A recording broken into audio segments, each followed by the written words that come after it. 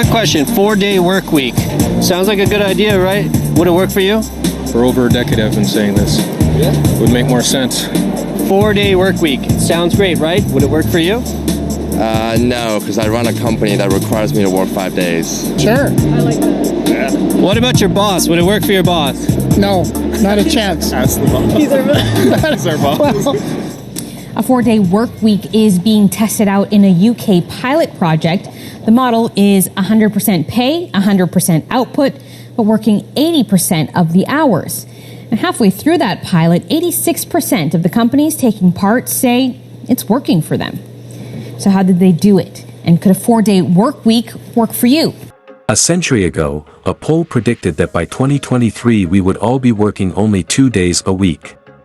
A new technology that was sweeping North America would result in work being done in much less time. Back then, the new tech was electricity and artificial light.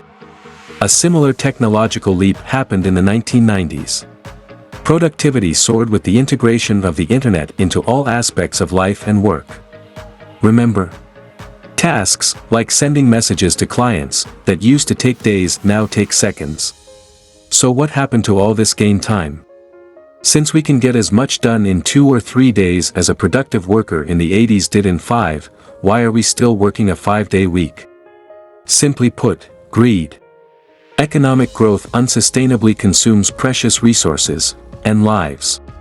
Instead of returning time to people, productivity gains were turned into more profit for a tiny fraction of society.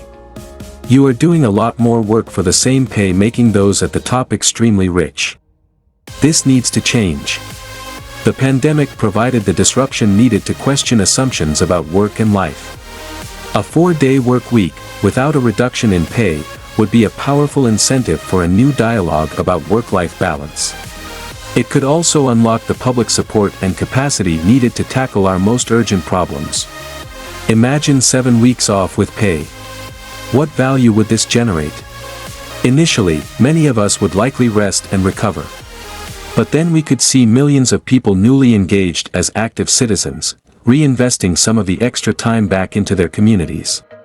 There would be more time to reconnect with friends and family, more capacity to rebuild community public spaces, and a renewal of local arts and social service organizations. These are all things that the economy does not measure, but that are foundational to a healthy and resilient society. After years of pandemic, rising social and racial tensions, and climate disasters, everyone is exhausted, stressed, and angry. Our political system and civil society organizations are at the breaking point. 4-day work week is already coming in this volatile context and could bring a huge relief for any government that is ready to deal with the initial hiccups. In this tight labor market, flexibility around work-life balance has become essential for most companies to win and keep workers, and now also see this as a new weapon in the battle for talent.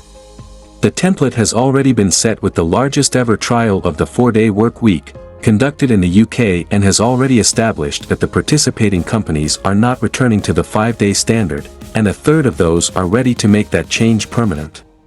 This study involved 61 organizations and about 2,900 workers who voluntarily adopted truncated work weeks from June to December 2022. 56 of these companies are convinced by revenue gains, drops in turnover, and lower levels of worker burnout that 4 is the new 5 when it comes to work days. Only 3 organizations decided to pause the experiment, and 2 are still considering shorter hours. Similar but smaller trials had been conducted in companies based in the US, Ireland, and Australia earlier and showed equivalent gains in revenue and employee productivity, as well as drops in absenteeism and turnover. Employees who got a taste of the shorter workweek in the trial liked what they found. With the new schedule, workers reported improvements in everything from stress, fatigue, and health to their personal life. The time men spent looking after children increased by more than double that of women during the trial. None of the 2,900 participants said they want to ditch the 4-day arrangement, and 15% even said that no amount of extra money could make them return to 5 days. The progressive senator from Vermont, Bernie Sanders, chimed in on this debate on Twitter, writing, "With exploding technology and increased worker productivity, it's time to move toward a 4-day work week with no loss of pay.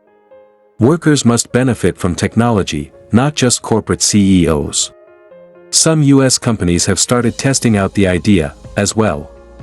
A Chick-fil-A owner in Florida launched a 3-day work week in November, and he received 400 applications for just one job opening due to the popularity of a shortened workweek.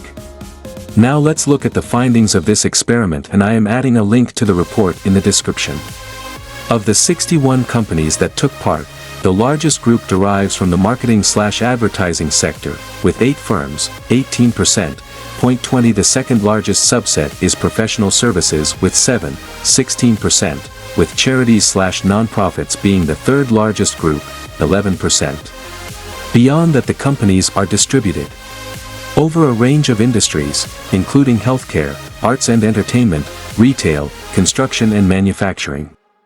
Around 2,900 staff took part in the pilot overall, with the wide distribution where one company had around 1,000 staff, whereas 66% have 25 or fewer employees and 22% of firms have 50 or more staff.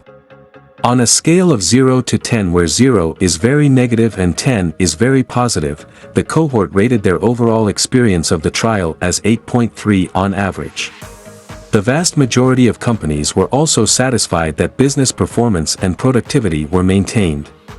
When asked about how their overall company performance was affected by the trial, the average score was 7.5. In response to a question about how their company's productivity has been affected by the trial, the average score was 7.5. In general, cohort employees had an excellent experience of the 4-day week trial. From 0, very bad, to 10, very good, the average score was 9.04. When asked whether they would want to continue with the 4-day week trial, 90% replied, yes/definitely want to continue. Only 5 people, 0.43%, said that they somewhat do not want to continue, and no one reported that they definitely do not want to continue. Taken as a whole, results from the UK trial therefore make clear that the 4-day week is ready to take the next step from experimentation to implementation. Those looking to move to shorter working hours now have access to a growing base of organizations already ironing out the 4-day week in practice, by adapting different models and structures to the demands of their own size and sector, and building up a toolkit of tips and tactics to be drawn upon by others.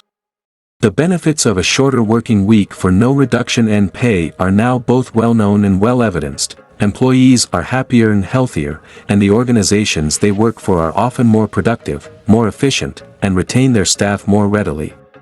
To this, the UK trial adds a wealth of on-the-ground knowledge for the next wave of adopters to make the 4-day week a reality.